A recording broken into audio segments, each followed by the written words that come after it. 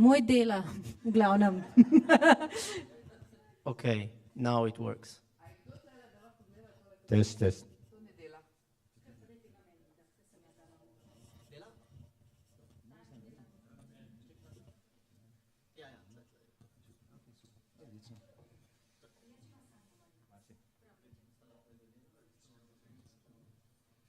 One, two.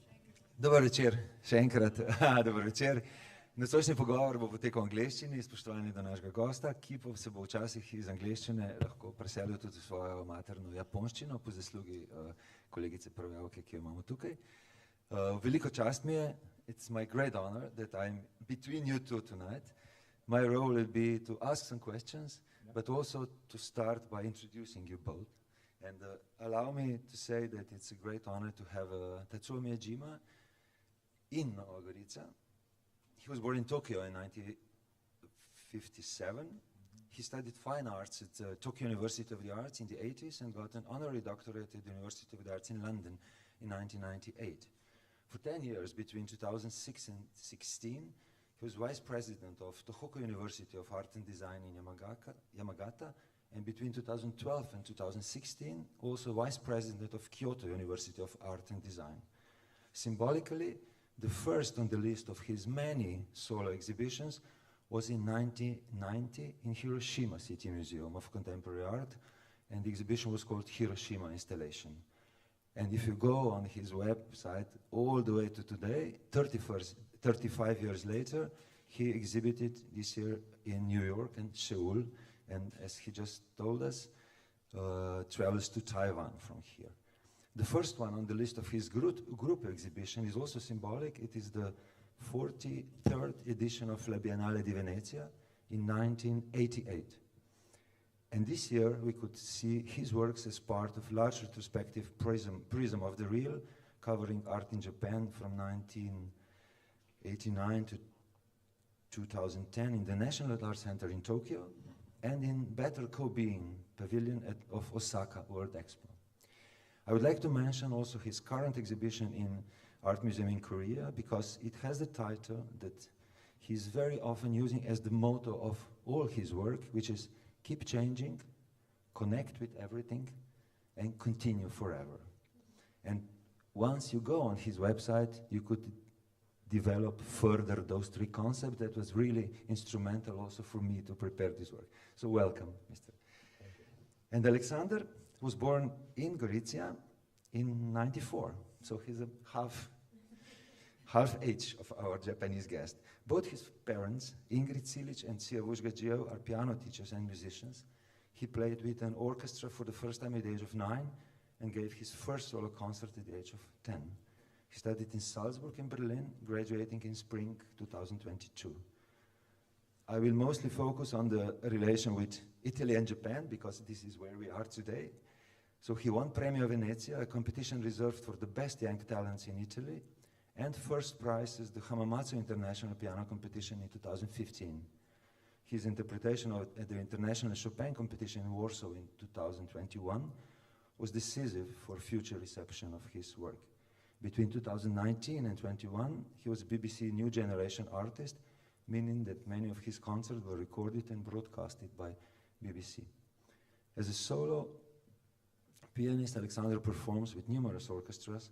I will mention also only BBC Concert Orchestra, Orchestra Sinfonica Nazionale della RAI, Orchestra Sinfonica del Teatro della Fenice, Nagoya Philharmonic Orchestra, or Kyoto Symphony Orchestra. As you well know here, he is the ambassador of this year's European Capital of Culture, and in the framework of it, the first edition of the cross-border festival Sconfinamenti, Prečkanja, under his artistic direction, took place in summer of 2024. After promoting Go25 in Berlin and performing at the opening on February 8th, we would never forget two of his summer concerts, one of nearby Europe Square and the other in the Basilica of Franciscan Monastery in Sveta Gora. His last solo album, Legend, was released a month ago. So I think both our guests need serious applause. We have here a sculpture and a piano player, I would say two sculptures in time. And the way how I would like to moderate this debate is a 3 round of questions. Then I will open the floor for some of your questions, but also for mutual questions between you two, I hope. And then another 3 round. And for the end, I prepared a little surprise also for our 2 guests, which is a literary surprise, where I would like, in a way, to introduce a 3rd figure on this stage, but through his writing, and you will see who this will be. But this will be a surprise for all of you. But let me start somewhere completely else. There was a famous Reebok commercial with hurdle champion Sandra Farmer-Patrick back in 2007. In this commercial, first we hear her voice. People ask me what runs through my mind when I race. And then we see her running, and the only thing we hear is 1, 2, 3, 4, 5, 6, 7, 8, 14, kick. 1, 2, 3, 4, 5, 6, 7, 14, kick. And her final comment is, what were you expecting, Shakespeare? No, I'm working here. So my first question to our Japanese guest, who mentioned in the Academy of Arts a few days ago, that there is no sound in his installation because people are in fact counting in their heads. But my first question to you is, what runs through your mind when you are working, when you are creating? Or maybe even more precise, when would you say that you create? Is it when you have an idea, when you draw it, or when you build the technical installation to perform it? It's hard to say. The moment an idea comes to me, when I sketch it, or when it becomes a physical form, all of those are moments of creation. But I think for me, the moment I feel I am truly creating is when I'm engaged with society or other people. So if I stay only within myself, I can't go beyond my own limits, understand, in creation. So, but when I work with the craftspeople, staff, or even children, so my initiate image often change, and in that change, I feel the work truly comes alive. So this is my mostly important creation. So if I understood well, for you, creation is a collective act. In fact, it is exactly involving community and other yes, people. Yes, relationship, So that's a very important for the creation. Thank you very much. Alex, is it allowed at all to ask the piano player what runs through his mind when he's playing? Because I would really like you to elaborate a little bit on the relation when you are on stage between your mind, memory, fingers, and your body. Where does the real magic happen? Yeah, yeah, it's an impossible to answer question. I think for most performers, the simple answer is we don't want to think. So the least you think, the better it is. Because you have thought a lot at home, and you have rehearsed, you have tried, you have experimented. And when you're on stage, thinking, it's an art that happens in real time. So you know that if you start thinking, time kind of dilutes or changes its proportion. So thinking is a dimension that is not helpful for music in general. I would like also to say that music, for me, is something that goes beyond information. So we live in a world where information is very, very important, and we tend to be informed all the time about something. But music, you cannot put in words, first of all, and it is not about some information you're trying to give. And I think probably every art has this purpose. But to answer more specifically your question, the magic happens where these elements are definitely combined.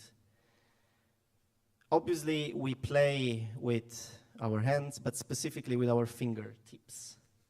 So the more alive are these little parts of our body, the more sensitive will be the message that you're giving to the piano. So we always play with an intermediation, and we cannot forget that there is an instrument there. There is always an instrument. We are never alone. We are not like dancers using only our body. There is always some mediation. And one could almost say that the piano is actually one of the most unnatural instruments. It's not very natural because it's not strings. It's made of course, there are strings, but you cannot touch the sound. When you sing, you are the sound. When you play a string instrument, you touch the sound. When you play a woodwind instrument, a flute, clarinet, you are in contact with the sound. But here, sound is somewhere there. Very interesting what you say, because for us the fingerprint is the identification Yes. moment, and you say at the same time the level of sensitivity. Yes. It's very, very interesting. This exactly, this is the point where, everything connects from mind, as you said. So memory, of course, plays a crucial role, but ideally, we would like on stage to forget everything. And to just, of course, to know what we are about to do, but not to repeat. No, neither to remember, yeah. Yeah, neither to think nor to remember. It's the act of creation should be to somehow live through. So to make the music live through you in that very moment. And that requires, I would say, a certain amount of courage, because from one perspective, everyone knows more or less these masterpieces that are being performed. But at the same time, everyone knows when they sound really new and when they just sound well played. I'm already looking forward for this conversation, because you see where it goes. It goes into very sensitive answers. When you were defining the role of imagination in artistic creation recently at the Academy, you first used quite classical definition. I know it from Paul Klee, for example, that art is the one that makes the invisible visible. But then you added, for me, a surprising element. You said that the importance of feeling and understanding the pain of the other is the integral part of imagination. So we would usually translate this element as empathy, right? As having the capacity to feel the pain of the other. But how does this element concretely enters into your artwork? How does it influence your imagination, the pain of the other? Yeah. Imagination is very important for the human being, because imagination is take care for the other people's mind, other people, so the pain of the people. So if no imagination to do that, so it's people kill the others. So it's no thinking, that the imagination is very deeply understand others, the others, other people, the pain and sad and crying and joyful, everything through the imagination. That's why it's very important for me. Yeah. I think it's very important dimension that you mentioned, because usually we do not connect imagination with the other, but with our own capacity. And this, I think it's, even the students react. Yeah. So imagination and the creativity is a bit different. Yes. But imagination is much more attached with the others. The creation is like by myself, to make it. Tatsuo was mentioning the pain of the other, and Alex, I imagine that there is one specific other for the interpret of music, which is the composer. So when you're studying a piece, do you consider it a piece as an object per se, or do you always see the subject, the composer behind? And is it in a way important to understand or to feel even the pain of the composer behind? Yeah, well, first of all, let me say that I hope the composer did not only feel pain. So this is a deep hope I have for the composer, also for myself, because if I just have to deal with his pain, then I'm not left with much. At the same time, we know that many great composers had a short life, for example. and especially in the Romantic era, Schubert, Chopin, Schumann, Mozart, many, Pergolesi, so many, and it raises questions, of course. It raises questions, so I do think that the biography, so to speak, the life that the person lived, is an important element for me to understand. For example, just recently I played actually for the first time Schubert in public, just a few days ago. And I worked a lot on his one of his late works, the last improvisations. And he lived only 31 years. And this work was written in the last year. The last year of Schubert's life was incredibly prolific. He wrote what a normal composer would write in 10 years or more. And some of this music is, of course, very dramatic, almost has some presage of what will happen. But at the same time, you have also incredible moments of such pure joy and such pure almost abandon towards, his last days of life. And he knew it's going to end. So you start questioning yourself, how is it possible that a person which is in such state is writing the most, the brightest music, really, almost light in certain moments, with a certain Viennese, almost carelessness and in front of death. And this is a very touching question, because it makes you see the piece in a different perspective, for sure. And you try to enter this sphere of the personal. You try to enter. Obviously, with such complex personalities, you will probably never know exactly what he was going through, but it doesn't even matter, because what he left is the most important. And what he left is obviously the score, and I think he probably didn't even want too much of our compassion towards the person, rather just our dedication towards the work. Yeah. Thank you very much. I will not always insist on going from one round from another, but the first one was titled The Art of Creation. So what do we do when we create? But the second is obvious, the moment when you touch a little bit more in details Tatsuo's work, and it is the question of time. When you presented your work to us, you have shown the numbers from 1 to 9 in a circle which looks like a clock, in fact, to us. But also your works are titled Sea of Time, KAKI, Revive Time. So it's a clear insistence of time as a central concept. And we all know the director, film director Tarkovsky was known for his sculpting in time. And basically, you consider yourself in a way a sculptor, right? Kind of author of installation. So maybe it's too abstract to ask you, how do you understand time? So I'll just give you one option to choose. The French philosopher that I like very much, Deleuze, was saying that time at the same time is a whole, but it's also the smallest possible interval. And he compares this with the bird, which increases its cycle when it's flying, but also that every beating of its wing, in fact, is the interval. So time as an interval or time as a whole? What in your mind is more present in your numerology of your work? How do you consider time?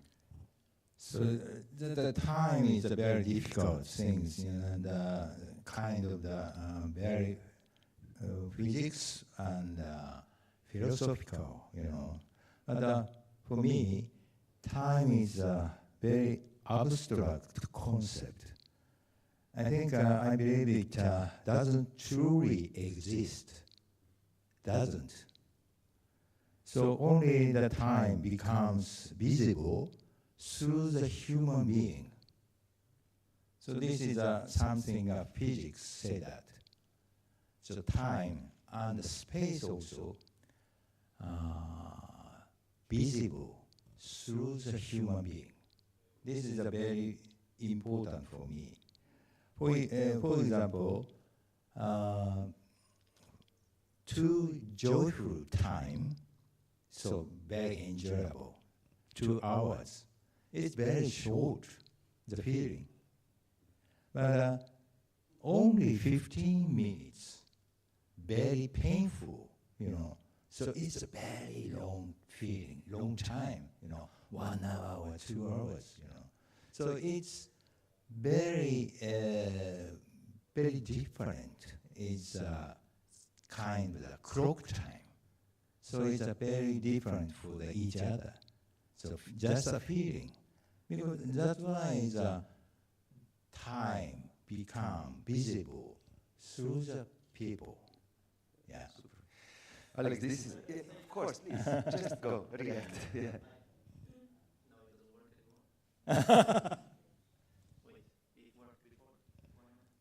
Baba. Yeah. No. Okay. Yeah, so it's very interesting because it makes me think of a concept in physics that is time as duration. What we were saying about the interval, and so you know, back in the day they used to measure time, of course not in a digital way, but according to how the spheres, the stars, the other planets were moving. So it was in relationship to other entities, other bodies, exactly, that you would feel time. And it was not time as a number, as a let's say, intellectual concept, but it was time as an experience. And I think that is the crucial connection as time lived through humans. And I think for music, this is probably the most important thing, because music happens in time. And I think the most powerful performances, the most powerful musical happenings are those where you feel the person is totally in time. So it's not like, as we said before, thinking. Because thinking blocks time. You know, when you start thinking, it's another experience then. But when you're able to play, let's say, any piece of any length, but within the experience of that length, without breaking it, so having all the ups and downs, emotional, you know, crescendos, climaxes and anticlimaxes, and all of this, but within the form and the shape of that one piece, then you can have a really memorable experience.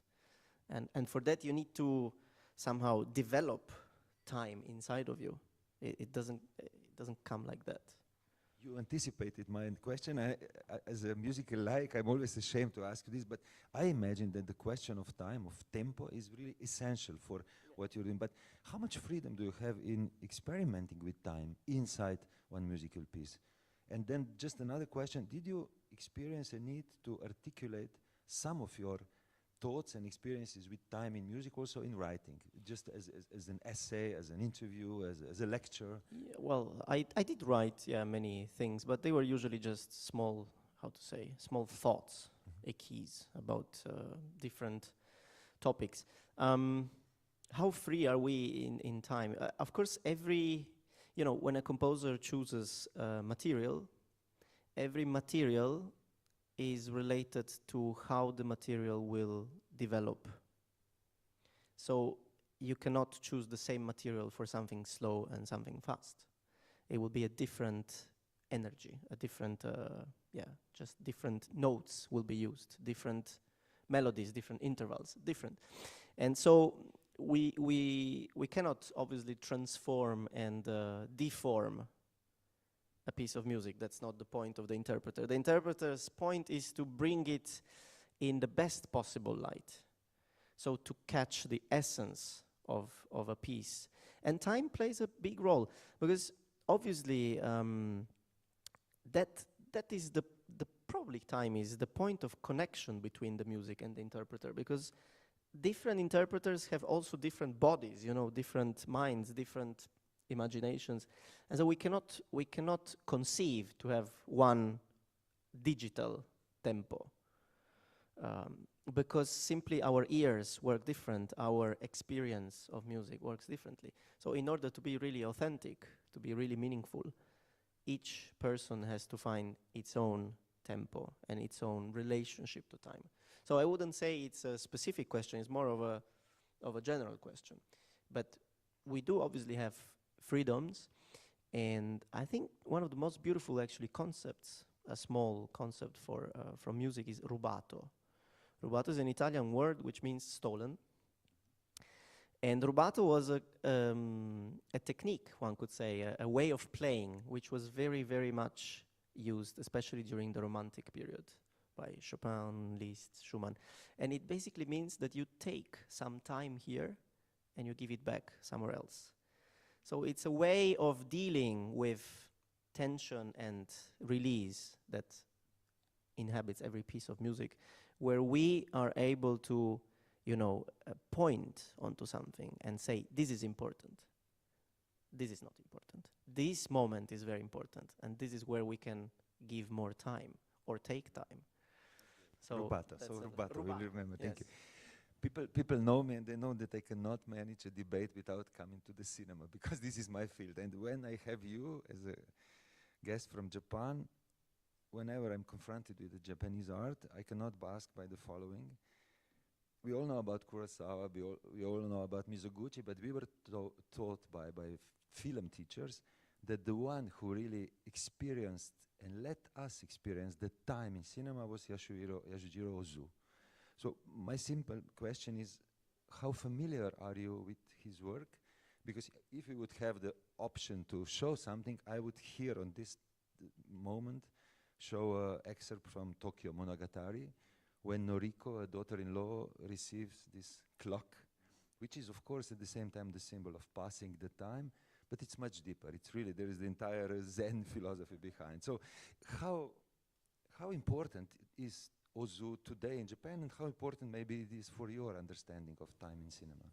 Yes, I'm very influenced from his film, and so it's very surprised. So the European people know about Ozu film, the concept for that. So I'm very surprised, you know, because a very difficult film, you know, the concept of the time from the Ozu. And I very much influenced more Ozu. I very inspired from Kurosawa, the film, especially the Ikiru. Yeah, so that film is a very big influence for me, because the guy is an ordinary guy to concentrate is a very lazy work, but so he had realized limited of life, so he becomes very refreshed and very active, you know. So that's very interesting for me, and I very influenced for that, and I make something homage for that. Yeah. You know, to answer your question, who is responsible for my generation to know more about Ozu? It was Wim Wenders. Wim Wenders was writing that at one moment he entered in some Paris cinema and he discovered Ozu as a kind of, if there are sacred things in cinema, it's Ozu. Okay. Then he did a documentary on him. I see. This was really important for the reception of Ozu in Europe. Okay. Alex, are there some film authors, directors or composers that were important for your understanding of art, and even more, were you ever tempted to do what they usually do, you know, in giornate del cinema muto in Pordenone, to react with some music to some of the images that were on the screen? Yeah, I mean, I'll answer first the second question. I studied for a couple of years in Stuttgart, a master degree in improvisation, and one of the things we did there was actually play on images. Not specifically a whole movie, but more of like a short, let's say short videos or a series of abstract images, or on poetry or on words. And so I did that, and I very much, I'm generally a quite associative person. So I like very much this, let's say, this play, this game between sensorial, different sensorial fields, the visual, the sonoric, the tactile, you know. So and so these experiments were very beautiful, and actually in the last festival, in the last Prečkanja's Confinamenti, I invited one of my closest friends from Spain, Javier Liebana, who played on a mute film. He improvised for 2 hours in front of a mute film, and that was really that was a really masterly, you know, a masterly representation of what music can do to movie. That was very, very beautiful. And I'm no great expert in cinema, but I would say that I really adore Tarkovsky. And if I think about time and I think about, I don't know, just images that stayed in my mind really strongly, I do have many images from his movies. For example, Zerkalo, Mirror, and several others. And I think of especially one scene from Kubrick's Space Odyssey. I think it's towards the end where you have all these kind of hallucinations and like this visual stimuli where the main character is kind of really moving through time and, I don't know, going to the future, going back into the past, like back in a... Yeah. Like all these mind experiments, kind of. So talking about time, these two, let's say, film references come to mind, and in music there is especially one composer from the French school in the second half of the 20th century. There was let's say, a stream in art in music called spectralism. And there was this guy Tristan Murail, who really composed very, very intricate and interesting, combinations of sounds from different instruments, and so on. And he used to talk about two types of time: the time of whales and the time of insects, and that humans have these special radars where they can detect both somehow. So feel this extremely hectic and nervous time of the insects, and feel this eternally long, out breath of the whales. And I remember also listening to some lectures about that, being very, very inspiring. Composing for feature films, or he was more No, he was composing. Composer, Yeah. and spectralism. Yes, Okay, spectralism. thank you. Very, very interesting. At this particular moment, I would like you to ask each other if there is something that you would know more in details, but also open the floor to you. There is a mic there. Please interact, and then we will move to the second round. But whatever makes you ask some question or react, please use it and don't hesitate. Any questions from the audience? Neda, izvoli? No? Or maybe between you two? You made a little sign when he mentioned Tarkovsky. Oh, very interesting. Is it? Huh? Yeah. Cool. Super. Ali bi mogoče tega želel kaj vprašati, ali ne gremo? Ja. Bomo že zdaj ali bomo na koncu? Na koncu. Okay, we move on, no problem. We are inside the European Capital of Culture, but we are also inside the project. This is supported by EU Japan Fest.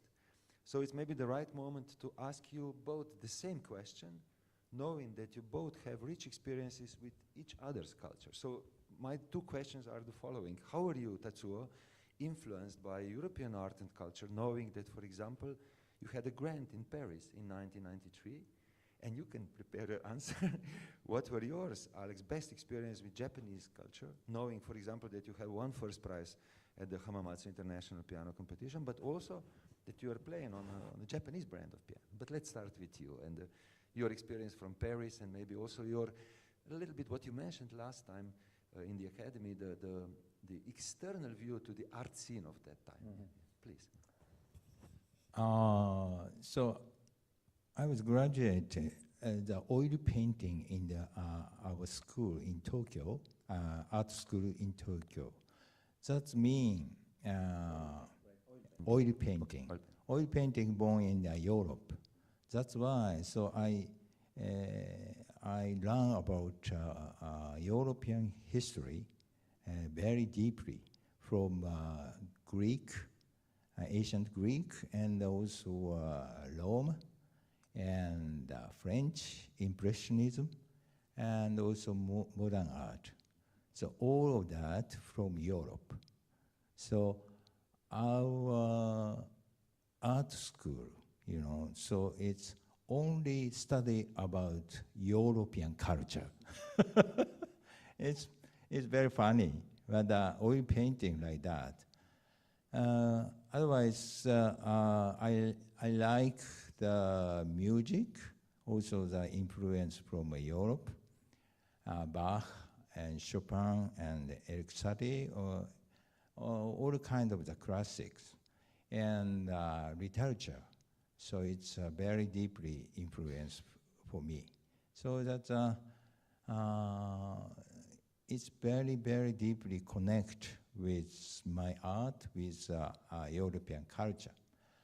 But at the same time, I realize go back to by myself, and so it's contract with kind of the European culture and Eastern culture. So I revive and refined to myself the Oriental culture. So that's why. So it's very combined. That's it's very interesting. But basically, it's a European culture. It's very important for me. Really honored to host you in the European capital of culture. Yes. Alex, I know that you're big in Japan. I've been there. How big is Japan in your... Japan is very big in my heart, actually. Very big. I've been there, I think, if I count all the trips, more than 1 year of my life. So it's a long time. Even though I don't speak, it changes me. And for me, Japan is a healing place. Every time. I say this often, and it's really true. Maybe I arrive to Japan, I don't know, depressed. And then after 1 week in Japan, everything is fine. It's a very unique place, and I think the East at the moment has certainly, we know from the world, that has gaining momentum, not only artistic, but financial, cultural, generally. The societies are thriving very much in Korea, in Japan, in Taiwan, in China, and so on. But I think that one of these advantages, of the great advantages, is that many of the people there, they know well, of course, their own culture, but also European culture, as Tatsuo's story shows. And we know much worse their culture, much worse, for several reasons. And so for me, the first time I came, I was 20. I knew nothing. I went there, and it was very weird. It looked like Disneyland, you know, escalators everywhere, super fast. I don't know, Shinkansen, everything so precise. I was shocked. So I was 20 in Hamamatsu, not even the big city, you know, like less than 1 million people. I thought this is like some province, and it's a huge place, super organized. The elevators go, I don't know, so fast that you cannot even, sometimes too much, and you don't even know how is this possible, you know. So every time I went there, I thought like, oh yeah, that's how it is. But then after 3, 4, 5 years, I realized, wow, actually they are people, and they are making it happen like this. It's not just like this, you know. It transformed into that. It's not just they were not born like that. It's not that it's a different species. No, it's a different culture. And when you realized how these things are intertwined, and it's not just the precision, because, you know, also in the West, we tend to be very precise in certain areas, but then people get also very nervous. So, for example, how to be precise without being nervous? That's a very interesting, idea, right? And this tells something way deeper about, one could say, the soul of, you know, the Japanese soul, if you could say it in one word. And definitely when I'm there, I do absorb this. I try to learn and give what I can give, but also receive. And it's always a very special experience. So I'm very thankful that Japan exists. I must say. Great, thank you. The project that, in fact, not only brought you to Nova Gorica, but also brought you two together is the KAKI Revive Tree. So, in fact, remembering the consequences of the atomic bomb, thrown first to Hiroshima, and in the case of our survivor, KAKI 3, even more precise, to Nagasaki.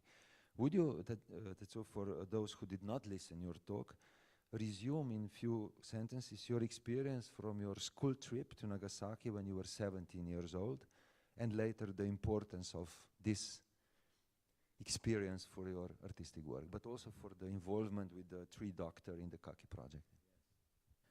Yeah, so I saw the persimmon tree, so it's very deeply moved the moment I saw the young persimmon tree. So I'm very shocked. It's because that the seed, it's very tiny, but very beautiful, you know, so it's a fresh green, and so it's very silent, you know. But at the same time, the seed has kind of the very bad memory behind. Her mother is a damage from the atomic bomb. But so young seed, so it's doesn't know that, and fighting to that's like a very bad memory, you know. So I very moved for that. So that I would like to given to the all the children in the world to this beautiful and fight to the atomic bomb, you know. So that's why it's a very change to show it. And actually, so I'm very changed from that KAKI tree, because so before that, I'm thinking artist is very special, so different ordinary people. So it's a kind of the Jesus, yeah, genius, you know. But after that, to see the KAKI tree project and to work with the children and the ordinary people. So I think art is in everybody, art in you. I think this is a concept, you know. So art is everybody has. So art is not special. So it's touched with art in everybody, you know. So it's a very big change from that. Thank you. I have the feeling that the understanding of KAKI 3 here was the right one, because I remember that at a certain moment Professor Sasha Dobrice from university says it should not be alone. It should be in a company of not only other KAKI trees, but also other trees. So my question to you is a little bit different, but you would know why I'm asking you this. If you go to Park Rafoot, this beautiful garden of very specific species, first, do you ever go there? And I was asking myself, and maybe it's from this childish music of Prokofiev and Peter and Wolf, I was thinking, you know, if you go there and if you would think about the trees of finding matches in instruments, in music, like a little bit Dresden Symphoniker were forced to do, would this be a game interesting for you? Where your mind would go when you would be confronted with with the magnolia tree, with the glycinia tree, with the bamboo trees? It's very How would you interesting. react? It's very interesting. First, I would ask myself, is the music I play very vegetarian, or is it not so vegetarian? I don't know, because a lot of German music is perhaps not the most vegetarian, especially from the 18th, 19th century. But definitely, here once again I could mention Japan. Every time, last time I have been there, I saw for the first time the sakura. So many times, somehow I never catched it. And it was a very surprising event. although, you know, we have it also in other parts of the world, but there somehow it creates a whole environment, a whole atmosphere around this happening, and it creates an atmosphere. So it can like immediately evoke sounds, for example. I would say certain music more than other, probably. So what comes to mind is probably mostly French Impressionism. Some preludes, for example, by Debussy, which sometimes even mention specifically perfumes or smells of nature.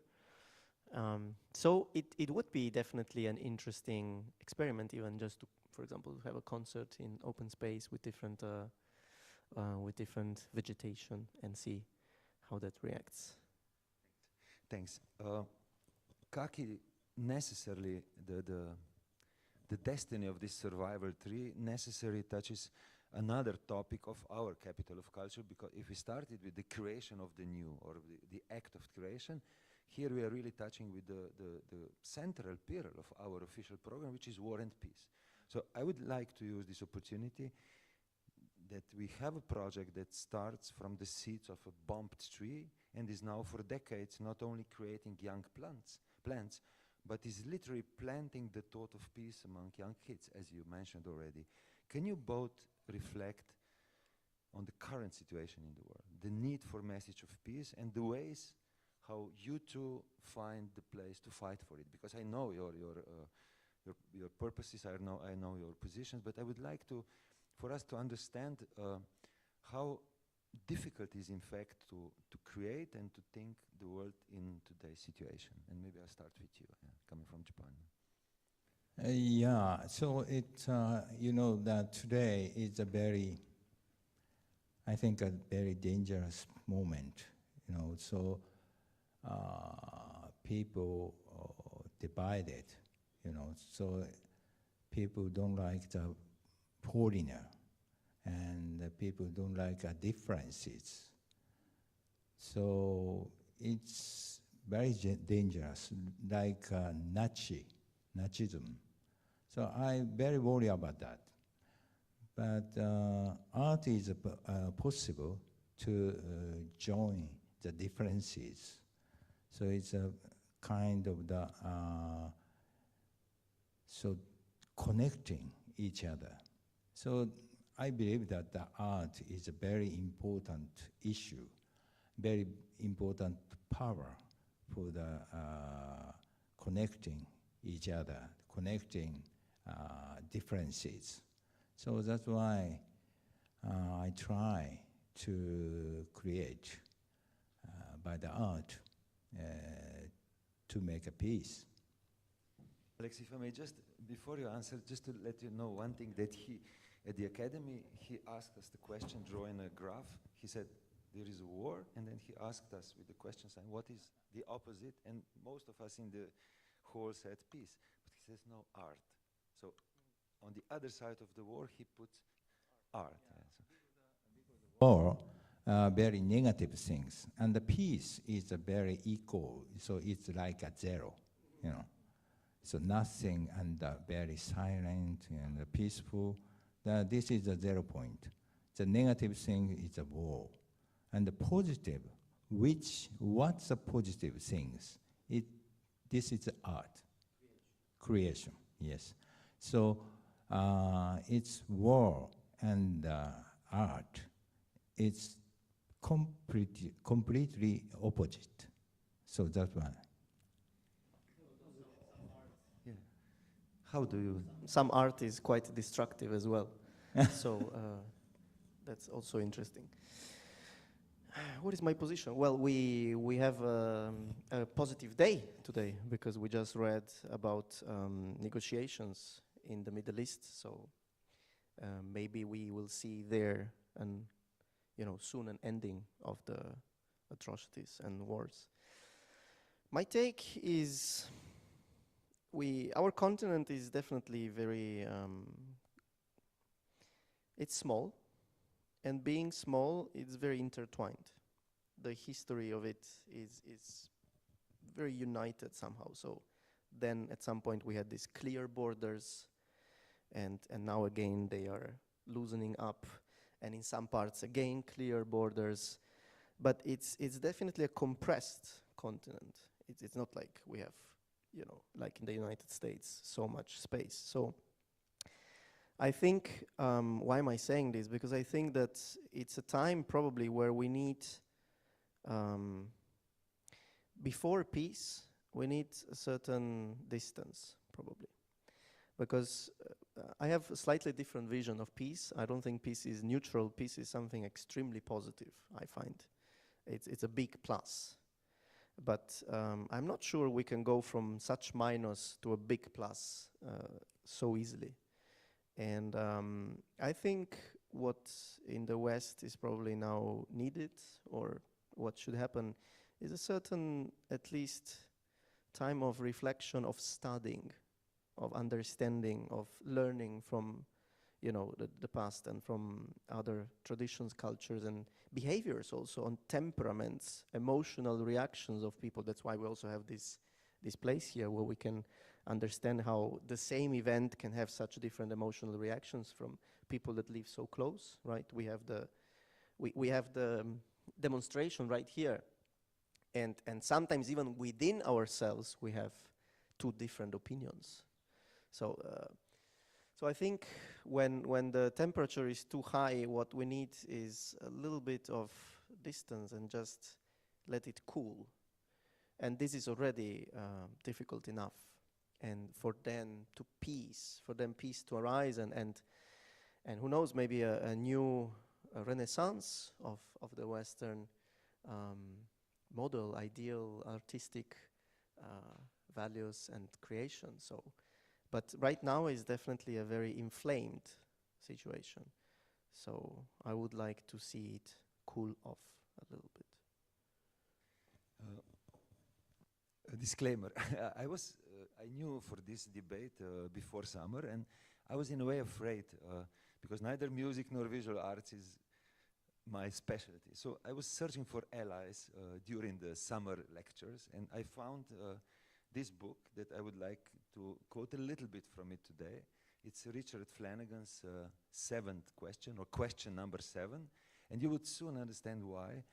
So it will be in musical terms now, take 5, breathe a little. I will use it 2-3 minutes to explain why I think Richard Flanagan would be ideal, the third on your stage, because he would understand both of you, but at the same time he would add something that maybe only a literature could bring to our debate. So for those who do not know him or his work, Flanagan is an Australian writer born in 1961. He grew up in the remote mining town of Rosebery on Tasmania, western coast, and is today living in Hobart, Tasmania. He's married to Majda Smolej, an ancestor of Slovene immigrants, and his novel from 1997, The Sound of One Hand Clapping, Plosk ene dlani, tells the story of Slovenian immigrants and was a major bestseller. He himself later wrote a script and directed a film based on this novel in 1998. What is more, maybe even important, Flanagan won Booker Prize in 2014 for his novel The Narrow Road to the Deep North, Oska pot globoko do severa, but 10 years later, in 2024, a Baillie Gifford Prize for Question 7, making him the first writer in history to win both Britain's major fiction and non-fiction prizes. So this is considered a non-fiction, and it's a kind of memory writing. However, and this gets us closer to the third pillar of our Go Green, he declared that he would not accept the prize money until Baillie Gifford shared with the public a plan showing how they will decrease their investment in fossil fuel extraction and increase their investment in the renewable energy. So somebody who is fighting all the time, not only for the Tasmanian people, but also for the nature. And then there are two intimate facts. He was born with severe hearing impairment, which was corrected when he was 6 years old. And he survived a drowning where, as a young man, he was kayaking a remote Tasmanian river and became stuck at the bottom of a rapid, boulders trapping him under the water for several hours. Today, a rapid on the Franklin River is named after him, Flanagan surprise. here are a few passages from that moment as described in question 7. So imagine that there is a guy that was writing for 20 years to come to the moment that he could finally articulate an experience that was a near-death experience. And you will understand because most of his book is speaking about 2 atomic bombs being thrown to Japan. It's a little bit long, but it's so nice that please take a patience. He says, I became aware that something was leaving me. It was a very concrete sensation. It was leaving me, and it was also me that was leaving, rising, leaving the river, rising into the gorge, into the sky. It was exquisitely peaceful and calm there. There was no pain, there was no fear. Looking down, I noticed the rescuers far below, helplessly perched on a rock mid-river, upstream of the fall, in which a colored helmet could be made out beneath the rushing river water. I knew, of course, that it was me, but it was also not me because I was in the sky. And with that, I was suddenly aware that I was leaving my body. So if you want to read this in Slovene, you could do it in the book that was published this year. And it was published, this entire part was published in Guardian in 24. I try not to think of my mother and father. I felt shame, unspeakable shame, as if the fact of my dying was a betrayal of them in some fundamental, inescapable way.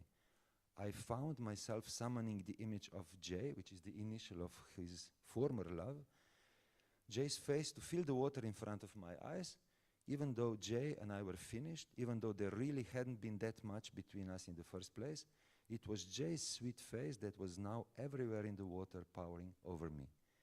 To see them, my parents, to call for my mother would have been the end, and so instead I called Jay's name, saw her face fill the sky, the world, and called Jay's name over and over so that I would not call for my mother and die. To call for my mother would have so seemed like the end, it would have been the end. I was sure of it then, and I am sure now, decades later, that I could not admit it was the end, that I could not call for my mother, that this river, these rocks, this gorge, and the narrow cliffs bounding it there were to be my grave. And yet I knew I would, and soon. And so on and so on. And he finished this sentence with, I had returned, that was all. It was a solitary, uncommunicable knowledge. And so on and so on. But why is it so incredible to write this? Because try to understand his way of thought about the atomic bomb, because you need to know that his father was a survivor of so-called Burma Death Railway, where many prisoners were tortured and killed by Japanese soldiers. So question 7 starts with writer's visit to Ohama camp, where his father was retained, and his father was there on August 6, 1945, for the 4th consecutive year, when only 130 kilometers up north, at 8:15 in the morning, atomic bomb was dropped to Hiroshima and exploded 43 seconds later, killing 60,000 people or more. And then 3 days later, another bomb at Nagasaki, another 40,000 people killed. And try to understand this way of thought. Had the bomb, it's his way of thought, had the bomb never been dropped, killing 60 or 80 or 140,000 people, because his point is that no one knows the true death toll and the true human cost can never be a mere calculation. Had the bomb never been dropped, his father could not have survived another winter as a prisoner of war, and without the bomb, Flanagan never would have existed. Imagine the starting point of such a book, which is, I'm there because the catastrophe happened, and how do we consider the relation between life and death? It goes far on, and I really recommend you this reading, but why question 7, and this brings us back to the final point of we would like to have. The title of the book is taken from a short story by Anton Chekhov. And the following quotation, listen carefully, is this one from Chekhov. A train, this is the question number 7. A train had to leave station A at 3 a.m. in order to reach station B at 11 p.m. Just as the train was about to depart, however, an order came that the train had to reach station B by 7 p.m.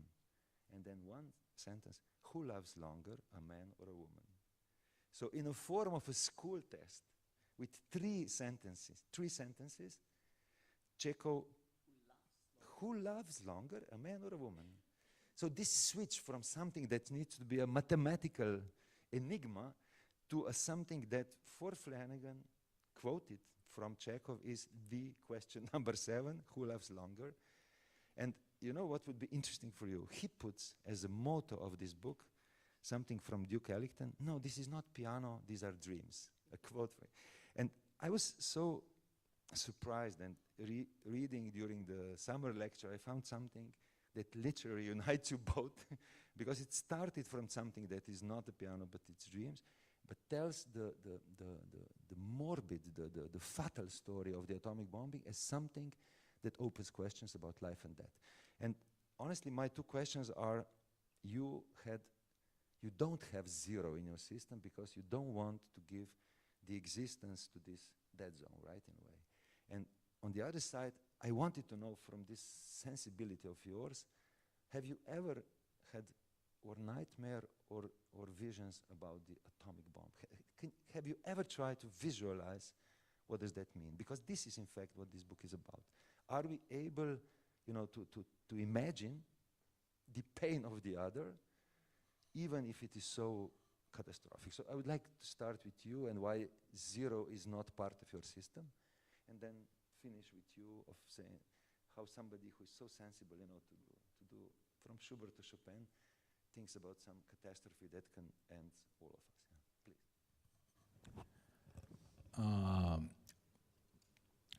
The journalist of the Jonathan Shell from America, he said that the atomic bomb is kills the people, but not only the people.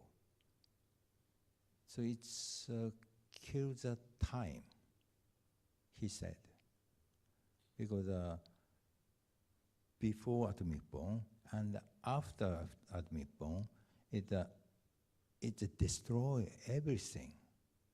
So it's cannot to continue the history after the atomic bomb, he said. I think 0 is like that. So nothing time, nothing history. So atomic bomb like that is a very, very shock for the read it. If I may just comment this, because to me it was so essential that I understand when they try to interpret your 0 as a Zen and something. I always thought you would not be able to conceptualize 0 the way you did if there would not be the experience of the atomic catastrophe. Yeah. And I think it's very important that we hear this from you. Thank you. Alex. Question? Yes. I can say that there are, the piano literature is very vast, and there are a few works that really have some kind of, destructive quality in it. And some of them are the war sonatas by Sergei Prokofiev. And I'm actually playing right now. Number 7 is the famous Stalingrad sonata. The 7th question, the 7th sonata. And this was a piece of music he wrote in, I think, 43 or 44 during World War II. And it was during the moment, when the Germans reached Stalingrad, and it was very, of course, a very delicate situation. Then we know how history went, but it was on the verge, on the border. And I mean, personally, I don't think I can conceptualize something like the atomic bomb. I have seen Oppenheimer, the movie, which went into also visual representation of what that could be, and it definitely opens, I think, realms of perception when you also see it in such, a big screen and everything. It makes you, how to say, it makes you rebounds these images in your mind and imagine what would have been then the reality of it. But I have to say that some music can really evoke certain very extreme sentiments, emotions, and energies. Just raw energy, actually. It's not even a human. I don't think the atomic bomb is anything human. So music has also the power of going beyond human, let's say, expression and being very, I would say, very elemental, almost like really hydrogen and oxygen meeting and releasing an amount of energy. So there are certain pieces of music that can evoke this. Or performing? Performing. When will be the next time? In Copper. Okay. In December. In Japan, actually. Now in a month. Thank you both. We survived. I think they deserve a great applause because it was full of content. Thank you very much, both of you. Really, thank you. But I'm sure there are some curiosity in you, so please use these few more minutes that we have, 7-8 minutes for some of the questions. Profit from the opportunity that two such artists and creators are in front of us. Please, the floor is yours.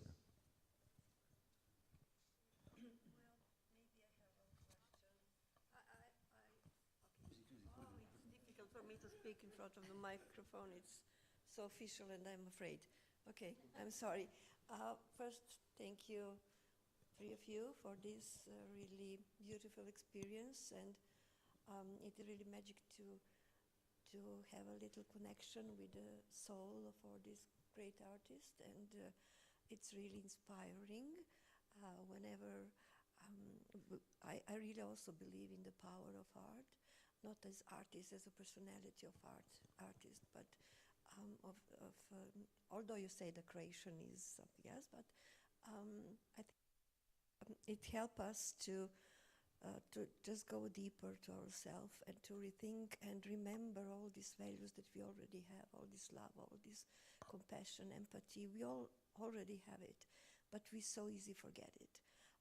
And also, you know, because all religion in their purity, in their basic purity, like all human beings in their basic purity, all they have all this value and know that they exist. So how do you think that your art help us as ordinary people to be connected with this and to remember these really special spots in ourselves and to involved in something that we can be? And do you have some experience? Do you feel that you do something to the people that listen to your music and the people that you're watching your exhibitions? Thank you very much.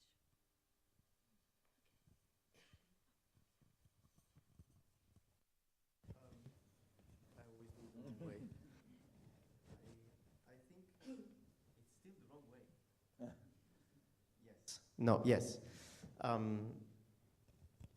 Definitely, because, well, in many situations I am not the musician, I'm the listener when I go to a concert, for example. So I know very well the other side.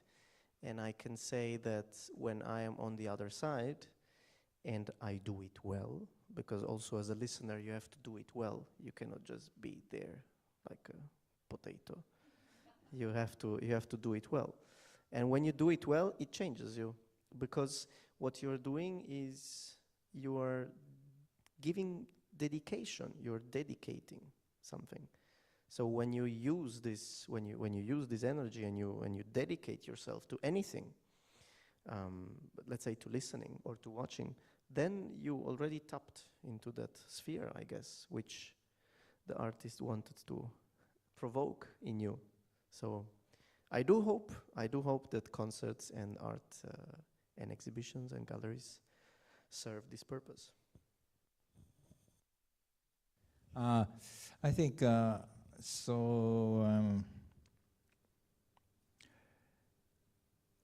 everybody has an art.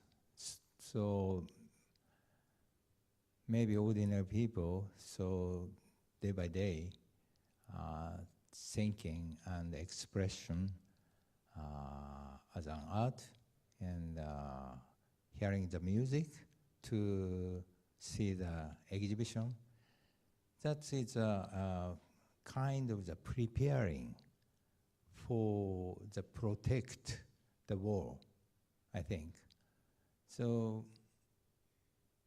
if war started, so impossible to stop by the art. You understand? But we can preparing before war.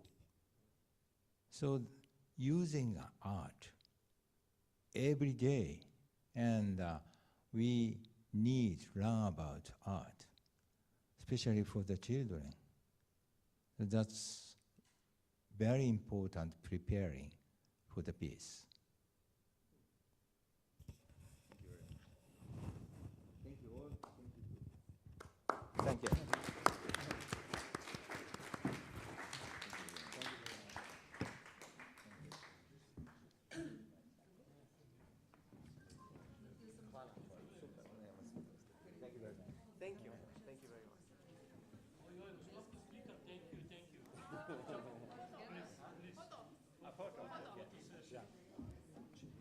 Mogoče